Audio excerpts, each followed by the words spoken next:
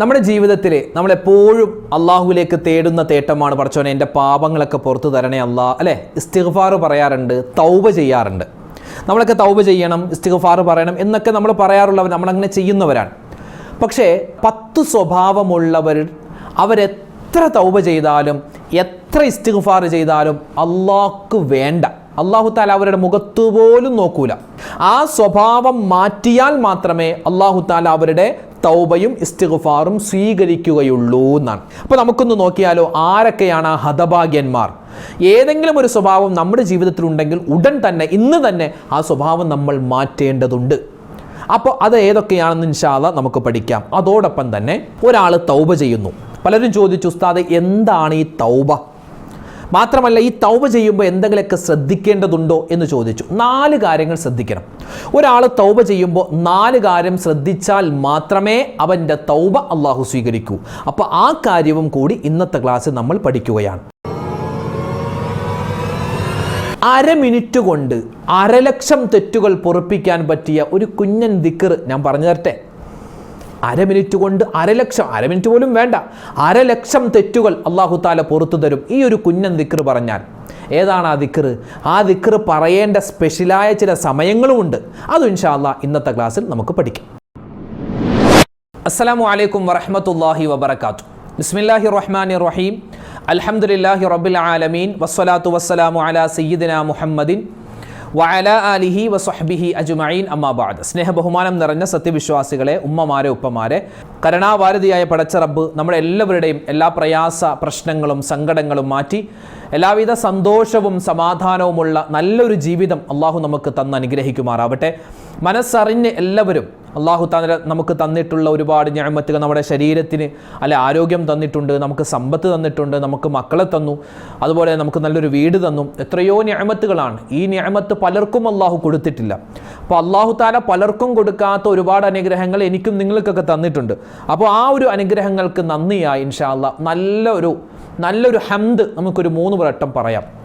അല്ലാഹു തആല സ്വീകരിക്കട്ടെ. ഒന്ന് പറഞ്ഞോ, എല്ലാവരും പറഞ്ഞോ, അൽഹംദുലില്ലാഹി അലാ കുല്ലി ഹാൽ. പറഞ്ഞോ, അൽഹംദുലില്ലാഹി അലാ കുല്ലി ഹാൽ, അൽഹംദുലില്ലാഹി അലാ കുല്ലി ഹാൽ. അല്ലാഹുവേ, നീ തന്നിട്ടുള്ള അനുഗ്രഹങ്ങൾ നീ നിലനിർത്തി തരണേ അല്ലാ. നഷ്ടപ്പെട്ടു പോകുന്ന അവസ്ഥ നീ വരുത്തല്ലേ അല്ലാ. ആമീൻ യാ റബ്ബൽ ആലമീൻ.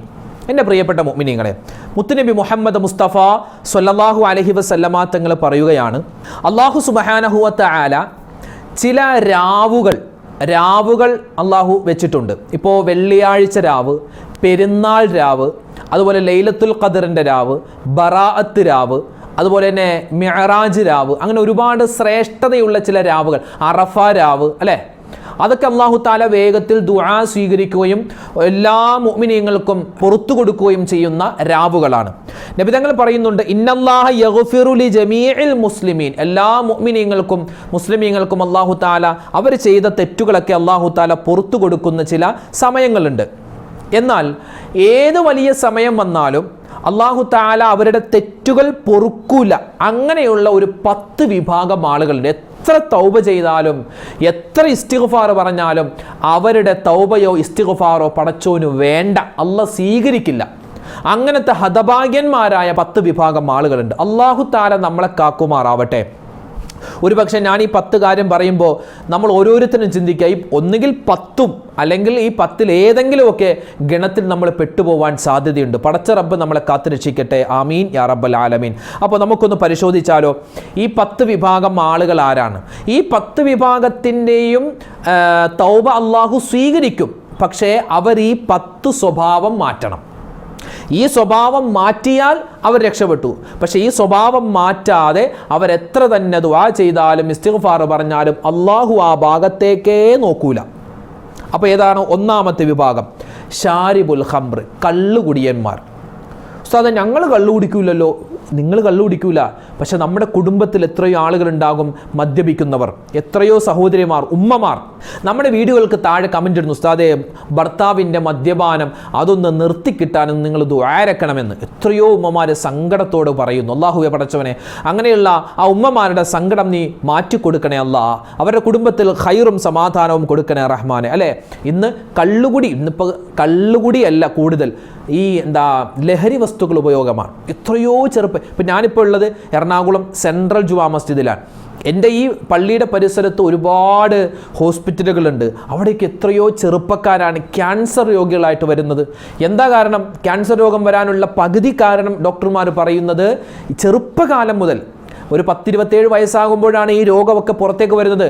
അവർ 20 വയസ്സ് മുതലേ ഈ കൂട്ടുകെട്ടുകളിൽ കൂടി, അത് ആണുമുണ്ട് പെണ്ണുമുണ്ട്, ആൺകുട്ടികളും പെൺകുട്ടികളുമുണ്ട്, അവർ ഈ ഡ്രഗ്സ്, അതായത് മറ്റേ സ്റ്റാമ്പ് രൂപത്തിലും തുള്ളിയുടെ രൂപത്തിലും ഗുളികയുടെ രൂപത്തിലൊക്കെ ഒരുപാട് കഞ്ചാവും മയക്കുമരുന്നൊക്കെ ഉപയോഗിച്ച് ഇന്നിപ്പോൾ ഈ കൊച്ചി അതുപോലെ തന്നെ ഈ എറണാകുളം ഭാഗത്തൊക്കെ സുലഭമായിട്ട് കിട്ടും.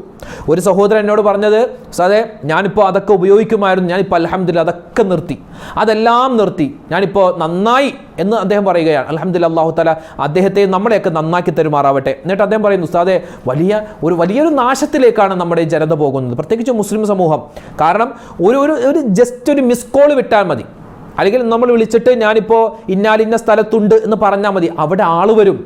ആൾ വന്നിട്ട് നമുക്ക് ഫ്രീ ആയിട്ട് തരുമെന്നാണ്, വലിയ പൈസ മുടക്കുന്നില്ല, ഫ്രീ ആയിട്ട് ഈ സാധനം കിട്ടുമെന്നാണ്. അങ്ങനത്തെ സുലഭമായി കിട്ടുന്ന ഒരു കാലഘട്ടമാണ് ലഹരി വസ്തുക്കൾ. അല്ലാഹു തആല നമ്മുടെ മക്കളെ കാക്കട്ടെ. അപ്പോൾ ലഹരി വസ്തുക്കൾ ഉപയോഗിക്കുന്നവർ, അത് കള്ളുകുടിക്കുന്നവനാവട്ടെ കഞ്ചാവ് വെക്കുന്നവനാവട്ടെ, അവൻ എത്ര തന്നെ ദുആ അല്ലാഹു സ്വീകരിക്കില്ല. അവൻ ആ സ്വഭാവം മാറ്റാതെ, അവൻ ആ സ്വഭാവമൊക്കെ നിർത്തി അള്ളാഹുലേക്ക് തൗബ ചെയ്താൽ അള്ളാഹു തൗബ സ്വീകരിക്കും. അല്ലാതെ കള്ളു കുടിച്ചുകൊണ്ട് അല്ലെങ്കിൽ ലഹരി ഉപയോഗിച്ചുകൊണ്ട് അവൻ അള്ളാഹുലേക്ക് തൗബ ചെയ്താൽ ആ തൗബ അള്ളാഹ്ക്ക് വേണ്ട. അവൻ മരണപ്പെട്ടാൽ അവൻ കാലാകാലം നരകത്തിലാണ് എന്ന് പോലും പറഞ്ഞ ആളുകളുണ്ട്. പിന്നെയോ അവനെ സ്വർഗത്തിൽ കടത്തും അള്ളാഹു താല ഒരുപാട് വർഷങ്ങൾക്ക് ശേഷം, അവൻ മുസ്ലിം ആണെങ്കിൽ. അപ്പോൾ വളരെ ശ്രദ്ധിക്കണം. കള്ളുകുടിയന്മാർ മാത്രമല്ല, കള്ളുകുടിയന്മാരുള്ള വീട്ടിലും അള്ളാഹുവിൻ്റെ ബറക്കത്തുണ്ടാവില്ലെന്ന് മുത്തുനബി മുഹമ്മദ് മുസ്തഫ സല്ലല്ലാഹു അലൈഹി വസല്ലം. അള്ളാഹു താല ആ തരത്തിലുള്ള സ്വഭാവം ആർക്കെല്ലാം ഉണ്ടോ അള്ളാഹു താല അവരൊക്കെ നന്നാക്കി കൊടുക്കുമാറാവട്ടെ. നമ്മളൊക്കെ അള്ളാഹു താല അത്തരത്തിലുള്ള സ്വഭാവത്തെ തൊട്ട് കാത്തുരക്ഷിക്കട്ടെ. ആമീൻ. അതാണ് ഒന്നാമത്തെ വിഭാഗം. 2, ആഖുൽ വാലിദൈൻ, ഉമ്മച്ചീനെയും വാപ്പച്ചീനെയും വിഷമിപ്പിക്കുന്ന ആളുകളെ നിങ്ങൾ എത്ര തന്നെ തലകുത്തി മറിഞ്ഞ് നിസ്കരിച്ചാലും കഅബയുടെ കില്ല മുഴുവനും പിടിച്ചിട്ട് നിങ്ങൾ ദുആരെന്നാലും നിങ്ങളുടെ ഒന്നും അള്ളാഹ്ക്ക് വേണ്ട.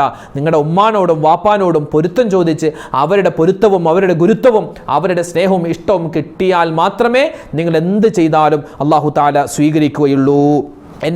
ഈ വിഷയം പറയുമ്പോൾ, മാതാപിതാക്കളോടുള്ള കടമ പറയുമ്പോൾ, എൻ്റെ പ്രിയപ്പെട്ട എൻ്റെ സഹോദരിമാരോട് പറയട്ടെ, നിങ്ങളുടെ ഭർത്താവിൻ്റെ ഉമ്മയും വാപ്പയും നിങ്ങളുടെ സ്വന്തം ഉമ്മയെ വാപ്പയെ പോലെയാണ്. അവരോടും നിങ്ങൾ കടമകൾ നിർവഹിക്കേണ്ടതുണ്ട്. തിരിച്ചും ഓരോ ഉമ്മമാരും മനസ്സിലാക്കേണ്ടത്, എൻ്റെ മകൻ കെട്ടിക്കൊണ്ടുവന്ന പെണ്ണ് എൻ്റെ സ്വന്തം മോളാണ്, എൻ്റെ മരുമോളല്ല, സ്വന്തം മോളാണ്. അങ്ങനെ അവളോട് പെരുമാറണം. പിന്നെയോ ഭർത്താക്കന്മാരെ, നിങ്ങളുടെ ഭാര്യമാരുടെ വാപ്പയും ഉമ്മയും അത് നിങ്ങളുടെ സ്വന്തം ഉമ്മയും വാപ്പയുമാണ്. അതുപോലെ തന്നെ ഈ മകളുടെ ഭർത്താവ് എന്ന് പറഞ്ഞാൽ നിങ്ങളുടെ സ്വന്തം മോനെ പോലെയാണ്. അങ്ങനെ നമ്മൾ പരസ്പരം കാണുക, എന്നാൽ മാത്രമേ നമ്മുടെ ഇബാദത്തുകൾ അല്ലാഹു തആല സ്വീകരിക്കൂ. അല്ലാതെ കുശുമ്പും കുഞ്ഞായ്മയും ഈ വഴക്കും പിണക്കമൊക്കെ വെച്ചുകൊണ്ട് നടന്നിട്ട് എന്ത് നിസ്കാരം, എന്തുട്ട് നിസ്കാരം? നിങ്ങൾ നിസ്കരിച്ചിട്ട് എന്ത് കുന്തം കിട്ടാനാ? ഒരു കുന്തവും കിട്ടൂല. പിണക്കം, അവൻ കല്യാണത്തിന് വിളിച്ചു, ഞാൻ പോവില്ല, അവൻ എൻ്റെ കല്യാണത്തിന് വന്നില്ല എന്നൊക്കെ പറഞ്ഞ് ഈച്ചാപ്പിണക്കം എന്നൊക്കെ ഞങ്ങളവിടെ പറയും. ഈച്ചാപ്പിണക്കം, തൊട്ടതിനും പിടിച്ചതിനൊക്കെ പിണങ്ങുക. നമ്മൾ പോലും അറിയില്ല നമ്മളോട് പിണങ്ങുന്നത്. അങ്ങനത്തെ കുറച്ച് ആൾക്കാരുണ്ട്. അതുപോലെ വഴക്കിടുക, അതൊക്കെ വളരെ മോശപ്പെട്ട. എന്തെങ്കിലുമൊക്കെ ഇപ്പോൾ മനുഷ്യനാണ്, എന്തെങ്കിലുമൊക്കെ പറഞ്ഞ് 1, 2 പറഞ്ഞ് തെറ്റാൻ സാധ്യതയുണ്ട്. അങ്ങനെ തെറ്റിയാലും നമ്മൾ അങ്ങോട്ട് അങ്ങോട്ട് ഇല്ലാതാവുക. പൊരുത്തം ചോദിച്ച് നമ്മൾ ആ ഒരു സലാം പറഞ്ഞ് അതങ്ങോട്ട് നീക്കിയേക്കുക. നമ്മൾ എന്ത് അന്തസ്സാണ്, നമ്മൾ വലിയ അന്തസ്സിലോ നമ്മളങ്ങോട്ട് പോകില്ല, ഇങ്ങോട്ട് വരട്ടെ എന്നൊക്കെ എപ്പോഴും ഈ ദുന്യാവ് നമ്മൾ കൊണ്ടുപോവോ? ചിലപ്പോൾ നമ്മൾ മരിച്ചു കിടക്കുമ്പോൾ നമ്മുടെ മയ്യത്ത് കുളിപ്പിക്കാൻ നമ്മൾ പിണങ്ങിയ ആളായിരിക്കും വരിക, നമുക്കറിയോ? ഇല്ല. അതുകൊണ്ട് പിണക്കം വേണ്ട. നിങ്ങൾ പിണക്കം വെച്ചിട്ട് നിങ്ങൾ എന്ത് സ്വതക്ക ചെയ്താലും, എത്ര ക്ലാസ് കേട്ടാലും, എത്ര നിസ്കരിച്ചാലും, ഞാൻ നേരത്തെ പറഞ്ഞതുപോലെ കഅബയുടെ ആ കറുത്ത കില്ല മൊത്തത്തിൽ പിടിച്ചിട്ട് അത് തലേ കൂടി ഇട്ടിട്ട് ദുആ ചെയ്താലും അള്ളാഹ്ക്ക് ദുആ വേണ്ട. മാതാപിതാക്കളോടും ഭാര്യ സന്താനങ്ങളോടും അവരോടൊക്കെ മാന്യമായിട്ട് പെരുമാറുക. എന്നാൽ മാത്രമേ നമ്മുടെ ഇബാദത്തും നമ്മുടെ തൗബയും അള്ളാഹു സ്വീകരിക്കൂ. മൂന്നാമത്തെ വിഭാഗം നമ്മളിപ്പോൾ പറഞ്ഞ ഖാത്തിഉർ റഹിം, കുടുംബ ബന്ധം മുറിക്കുന്നവർ. എല്ലാവരോടും പിണക്കം. മൂത്താപ്പ, കൊച്ചാപ്പ, മാമ, മാമി, എളീമ, മുത്തുമ്മ, എല്ലാവരോടും പിണക്കം. അങ്ങനെയുള്ള ആളുകളുണ്ട്. ഞാൻ നേരത്തെ പറഞ്ഞ ഈ ചപ്പണക്ക എല്ലാവരോടും പിണക്കുക. ഞാൻ ആരോടും മിണ്ടൂല, വേണം ഇങ്ങോട്ട് വരട്ടെ എന്ന് പറഞ്ഞ ആൾക്കാരുണ്ട്. അവർക്കൊന്നും ഒന്നും കിട്ടാൻ പോകുന്നില്ല. സലാം പറഞ്ഞാൽ മടക്കൂല, അല്ലേ? അങ്ങനെയുണ്ട്. സലാം പറഞ്ഞാൽ മടക്കൂല. വിളിച്ചാൽ എന്താണ്, ഒരു കല്യാണത്തിന് ക്ഷണിച്ചാൽ അല്ലെങ്കിൽ വീട്ടിലേക്ക് ഒരു വിരുന്നുണ്ട് ക്ഷണിച്ചാൽ ചെല്ലൂല. അങ്ങനെയുള്ള ആളുകൾ അവരുടെയൊക്കെ ഇബാദത്ത്, കാരണം അവരുടെ മനസ്സ് ശരിയല്ലല്ലോ. മനസ്സ് ശരിയല്ലാത്തത് കൊണ്ട് അവരുടെ ഇബാദത്ത് അല്ലാഹു സ്വീകരിക്കില്ല. നാലാമത്തെ വിഭാഗം നമീമത്ത് പറഞ്ഞ് നടക്കുന്നവരാണ്. ഏഷന് പരദൂഷണം, ഇവിടെയുള്ളത് അവിടെ പോയി പറയും, അവിടെയുള്ളത് ഇവിടെ പോയി പറയും, അവൻ്റെ കുറ്റം ഇവിടെ പറയും, ഇവൻ്റെ കുറ്റം അവിടെ പറയും. മൊത്തത്തിൽ നാറ്റ കേസാക്കി കൊണ്ടു നടക്കുന്ന ചില ആൾക്കാരുണ്ട്. ഒന്നും പറയാൻ കൊള്ളൂല, അവരുടെ മനസ്സിലൊന്നും ഇരിക്കില്ല, അതിങ്ങനെ പറഞ്ഞുകൊണ്ട് നടക്കും. നമീമത്തുകാർ, അങ്ങനെയുള്ള ആളുകൾ ആ സ്വഭാവം മാറ്റാതെ അവരെത്ര കണ്ട് ഇസ്തിഗ്ഫാർ പറഞ്ഞാലും അവരുടെ ദുആ അള്ളാഹു സ്വീകരിക്കില്ല, ഇസ്തിഗ്ഫാറും കബൂൽ ചെയ്യില്ല. അഞ്ചാമത്തെ കാഹിൻ. കാഹിൻ എന്ന് പറഞ്ഞാൽ ജോത്സ്യപ്പണി ചെയ്യുന്നവർ. ജോത്സ്യപ്പണി ചെയ്യുന്നവർ, അങ്ങനെയുള്ള ആളുകളുണ്ട് നമ്മുടെ കൂട്ടത്തിൽ. ജോത്സ്യപ്പണി ചെയ്യുന്നവർ അവർ ഖേദിക്കേണ്ടി വരുമെന്നാണ്. ഈ എന്താണ് തത്ത, അതിനെ കൊണ്ട് ഈ കാർഡ് ഒക്കെ എടുപ്പിച്ചിട്ട് ചീട്ടെടുപ്പിച്ചിട്ട് ഭാവി നോക്കുന്ന, അതൊന്നും ഇസ്ലാമിലില്ല കേട്ടോ. അങ്ങനെയുള്ള പരിപാടിക്കൊന്നും നിൽക്കരുത്. അതൊരു തമാശക്ക് പോലും നമ്മൾ നോക്കാൻ പാടില്ല. ചില ഈ പാർക്കിലൊക്കെ ചെല്ലുമ്പോൾ അങ്ങനെ തത്തയുമായിട്ടിരിക്കുന്ന ആളുകളുണ്ട്. അതൊരു തമാശക്ക് നോക്കിയേക്കാമെന്ന് പറഞ്ഞാൽ തമാശക്ക് ഇസ്ലാമിൽ അങ്ങനെ തമാശക്ക് അങ്ങനെ തെറ്റ് ചെയ്യാം അങ്ങനെയൊന്നുമില്ല. തമാശക്കും പാടില്ല. ആറാമത്തേത് സാഹിറാൻ. സിഹിർ എത്ര ആളുകളാണ് ഇന്ന് സിഹിറൊക്കെ ഉണ്ട്, സിഹിറുണ്ട്. എത്രയോ സഹോദരന്മാരാണ് എന്നോട് പറഞ്ഞിട്ടുള്ളൂ, ഉസ്താദേ നമ്മുടെ കുടുംബത്തിൽ തന്നെയാണ് ഈ സിഹിർ ചെയ്തിരിക്കുന്ന ആളുകൾ. പ്രത്യേകിച്ച് അമ്പലങ്ങളിൽ പോയിട്ട്, ക്ഷേത്രങ്ങളിൽ പോയിട്ട് പൈസ കൊടുത്തിട്ട് സിഹിർ ചെയ്യുന്ന, മാരണം ചെയ്യുന്ന എത്രയോ കുടുംബക്കാരുണ്ടെന്നറിയോ, എത്രയോ ആളുകളുണ്ടെന്നറിയോ. വളരെ മോശപ്പെട്ട സ്വഭാവം.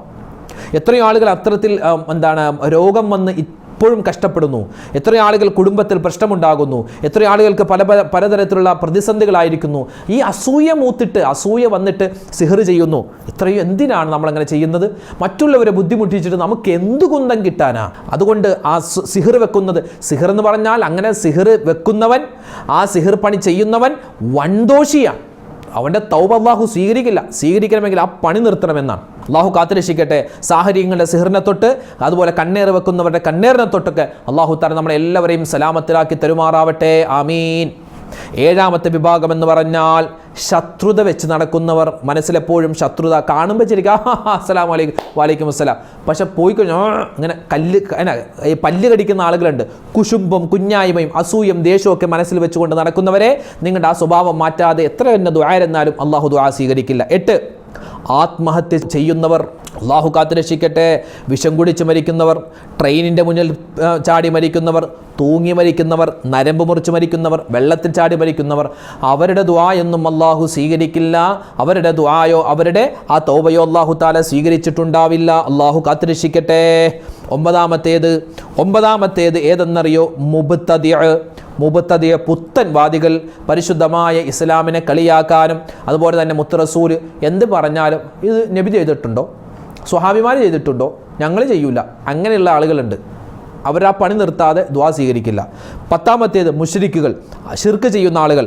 അവർ ആ പണി നിർത്താതെ ആ ഒരു ഷിർക്കിൽ നിന്നും മാറി പരിശുദ്ധമായ ദീനിലേക്ക് വരാതെ അവരുടെ തെറ്റുകളും അല്ലാഹു തആല പുറത്തു കൊടുക്കില്ല. അപ്പോൾ 10 വിഭാഗം ആളുകൾ, ആ 10 വിഭാഗം ആളുകൾ ഈ 10 സ്വഭാവം മാറ്റാതെ അല്ലാഹു തആല അവരുടെ യാതൊരു ദുആയും യാതൊരു ഇസ്തിഗ്ഫാറും പാപമോചനവും അല്ലാഹു തആല സ്വീകരിക്കുന്നതല്ല. അതുകൊണ്ട് എൻ്റെ മുത്തു മുഅ്മിനീങ്ങളെ, ഈ 10 സ്വഭാവത്തിൽ ഏതെങ്കിലും ഒന്ന് നമുക്കിടയിൽ ഉണ്ടെങ്കിൽ അല്ലാഹുവേ പടച്ചോനോർത്തത് നിർത്തിയിട്ട് വേണം നമ്മൾ ഇസ്തിഗ്ഫാറും തൗബയൊക്കെ ചെയ്യാൻ. എന്നാലേ അല്ലാഹു തആല സ്വീകരിക്കൂ. പ്രത്യേകിച്ച് ഹജ്ജിനും ഉംറക്കൊക്കെ പോകുന്ന ആളുകൾ ഇത്തരത്തിൽ എന്തെങ്കിലുമൊക്കെ ഒരു സ്വഭാവം ഉണ്ടെങ്കിൽ അതൊക്കെ മാറ്റി പള്ളെ കളഞ്ഞിട്ട് വേണം നമ്മൾ എന്ത് ചെയ്യാൻ, അല്ലേ? സാധാരണ മലയാള ഭാഷ പള്ളെ കളഞ്ഞിട്ട് വേണം, അതായത് അത് ഒഴിവാക്കിയിട്ട് വേണം നമ്മൾ എന്ത് ചെയ്യാൻ, പരിശുദ്ധമായ ഉംറക്കും ഹജ്ജിനൊക്കെ പോവാൻ. ആ കാര്യം ശ്രദ്ധിക്കണേ. ഇനി അതോടൊപ്പം തന്നെ പലരും ചോദിച്ചു, ഉസ്താദേ ഈ തൗബ എന്ന് പറഞ്ഞാൽ എന്താണ്? തൗബ എന്ന് പറഞ്ഞാൽ നമ്മൾ അള്ളാഹുലേക്ക് ഖേദിച്ച് മടങ്ങാൻ. പടച്ചോനെ എനിക്ക് പറ്റിപ്പോയി, ഞാൻ ഇനി ചെയ്യൂല, അള്ളാഹുവെ പുറത്തു തരണേ. അതാണ് തൗബ. തൗബ ചെയ്യുന്നതിന് മുമ്പ് ചില കാര്യങ്ങൾ. ഒന്ന്, നമ്മൾ എന്തെങ്കിലും ഒരു തെറ്റ് ചെയ്യുന്നുണ്ടെങ്കിൽ ആ തെറ്റ് നിർത്തണം. ആ തെറ്റ് ചെയ്തുകൊണ്ടേയിരിക്കുന്നു എന്നിട്ട് തൗബ ചെയ്യുന്നു, അങ്ങനെയാണെങ്കിൽ തൗബ സ്വീകരിക്കില്ല.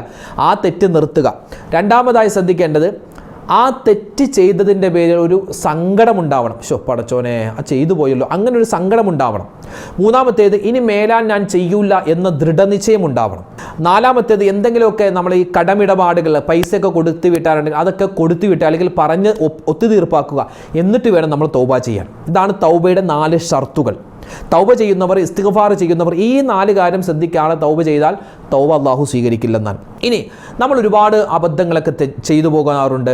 ഒരുപാട് ചെറുദോഷങ്ങൾ അല്ലെ, കണ്ണുകൊണ്ട് ഹറാമ് കണ്ടുപോകുന്നു, നാവ് കൊണ്ട് പറയുന്നു, ചെവി കൊണ്ട് കേൾക്കുന്നു, ഒരുപാട് തെറ്റുകളൊക്കെ നമ്മൾ ചെയ്തു പോകാറുണ്ട്. ഒരു ദിക്ർ ഞാൻ പറഞ്ഞുതരാം. 1/2 മിനിറ്റ് പോലും വേണ്ട. നമുക്കൊരു 1/2 മിനിറ്റിൽ, ഒരു അര മിനിറ്റ് ഇരിക്കട്ടെ, 1/2 മിനിറ്റിൽ 1,00,000 തെറ്റുകൾ, 1/2 മിനിറ്റിൽ 1,00,000 തെറ്റുകൾ പൊറുപ്പിക്കപ്പെടാനുള്ള പുണ്യമായ ഒരു ദിക്ർ മുത്തുനബി സല്ലല്ലാഹു അലൈഹി വസല്ലം നമുക്ക് പറഞ്ഞു തന്നിട്ടുണ്ട്. ഏതാണെന്നറിയോ? ലാ ഇലാഹ ഇല്ലല്ലാഹു വഹ്ദഹു ലാ ശരീക ലഹു ലഹുൽ മുൽക്കു വലഹുൽ ഹംദു യുഹ്യി വയുമീതു വഹുവ അലാ കുല്ലി ഷൈഇൻ ഖദീർ. ഇതാണെന്ത്?